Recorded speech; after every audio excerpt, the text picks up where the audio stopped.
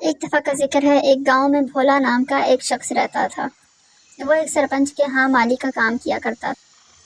بیوی اس سے کہتی ہے، آ گئے آپ گھر واپس، کھانا تیار ہے۔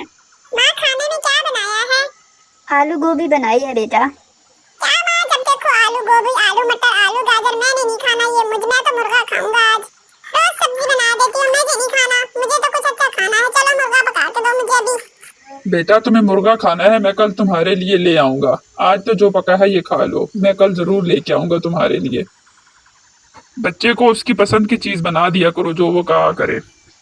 کھانا کھا کے سب سو جاتے ہیں۔ رات کو ایک بھوت ان کے گھر میں آتا ہے اور وہ پورے گھر میں پھر رہا ہوتا ہے۔ ایسا لگتا ہے جیسے کہ اس کی کوئی چیز کھو گئی ہے اور وہ ڈھونڈ رہا ہے اس کو۔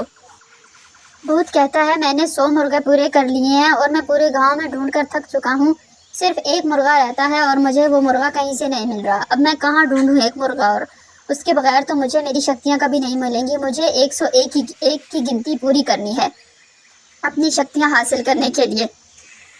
وہ بھوت وہاں سے جانے ہی لگتا ہے۔ اسے یاد آتا ہے کہ اس گھر میں تو ایک بچہ بھی ہے چھوٹا سا، کیوں نہ میں اس بچے کو ہی لے جا کر مرغا بنا دوں اور اپنی 101 کی گنتی پوری کر لوں۔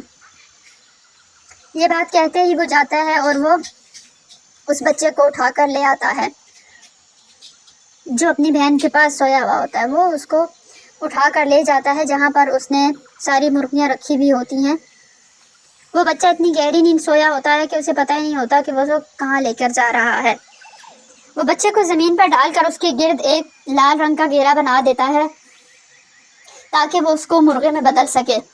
وہ اس کو وہاں ڈالتے ہی اس کے ارد گرد چکر لگانا شروع کر دیتا ہے اور ساتھ ہی اپنا منتر پڑھنے لگتا ہے اور وہ بچہ ایک مرغے میں بدل جاتا ہے اور وہ چیخنے چلانے لگتا ہے۔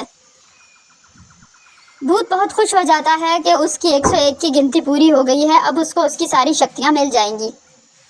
اب وہ ان مرغوں کو گاؤں والوں میں بیچ دے گا جا کر، جو ان کو ذبح کر کے کھائیں گے، اور گاؤں والے جب ان کا گوشت کھائیں گے تو اس کو اس کی ساری شکتیاں مل جائیں گی۔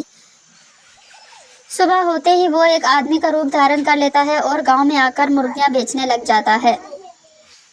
صبح ہوتے ہی بھولا اپنی بیوی سے جا کر کہتا ہے کہ میں رات کو آتے ہوئے راجو کے لیے مرغا لے کر آؤں گا اور تم اسے مرغا پکا کر دینا۔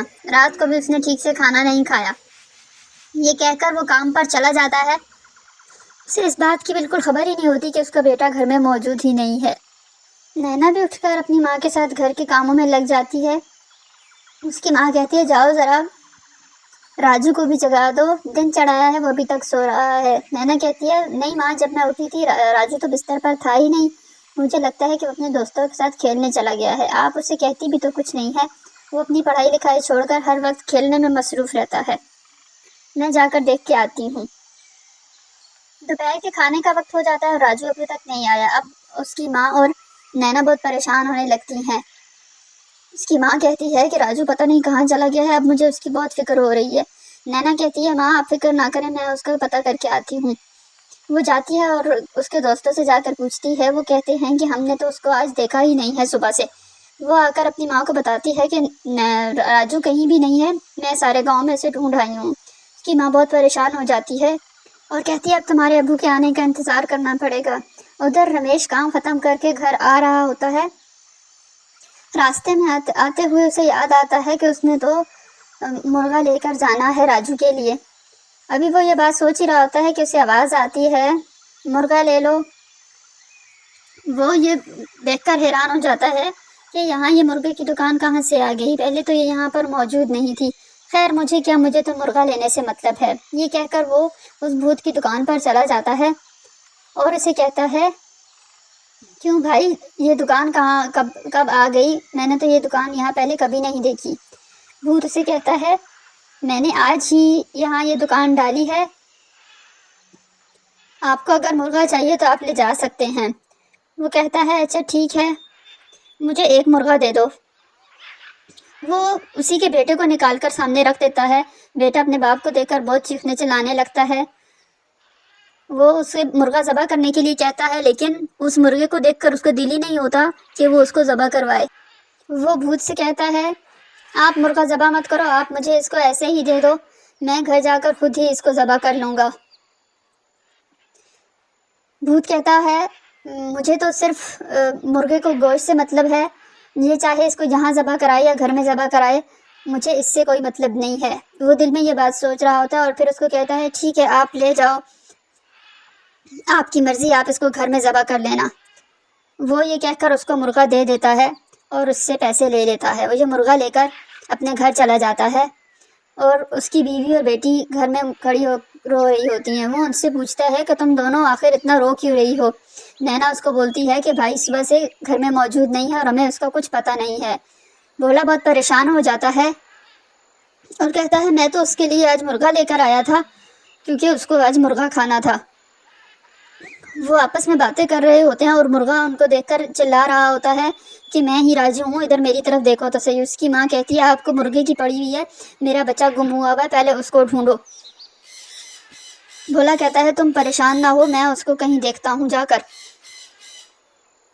ये कहकर वो उससे कहती है मैं भी तुम्हारे साथ चलती हूँ। ये कहकर वो दोनों गांव में उसे ढूंढने निकल जाते हैं। सारा गांव घूमने के बाद भी उन्हें उनका बेटा कहीं नहीं मिलता। वो वापस आते हैं, वो मुर्गा उनके पाँव में आकर खड़ा हो जाता है। उसकी बीवी कहते हैं ये क्या मुसीबत लेकर आ गए हो, दूर करो इससे मुझसे, मैं पहले ही बहुत परेशान हूँ। उधर भूत गांव में सारे मुर्गे बेच देता है और लोग उसका गोश्त खा लेते हैं।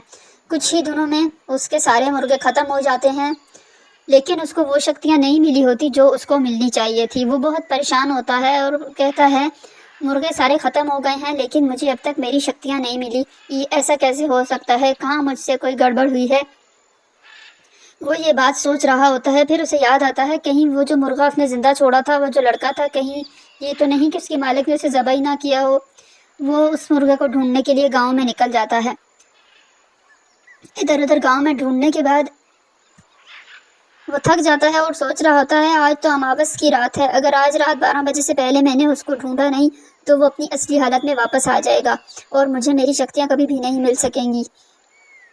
ये सोचकर वो और परेशान हो जाता है और वो उसको ढूंढने के लिए इधर उधर जाने लगता है। आखिर उसको ढूंढते हुए वो उसी घर में पहुंच जाता है जहां वो आदमी उसे लेकर गया होता है। इतने दिन उनके साथ रहने की वजह से वो उस मुर्गे के साथ घुल मिल जाते हैं और अब वो उनको अच्छा लगने लगता है। भूत उसे देखते ही एकदम से पकड़ लेता है और वो चीखने लगता है। घर वाले भूत को देखकर परेशान हो जाते हैं और उसे कहते हैं कि ये हमारा मुर्गा है, तुम कौन हो और यहाँ क्या कर रहे हो। भूत कहता है ये मेरा मुर्गा है और ये मुझे चाहिए, और क्या तुम्हें पता है कि ये तुम्हारा ही बेटा है जिसको मैंने मुर्गा बनाया हुआ है। वो उसको पकड़ने की कोशिश करता है, मुर्गा इधर उधर भागने लग जाता है, कभी वो चारपाई के नीचे चला जाता है, कभी वो मेज़ के ऊपर चढ़ जाता है।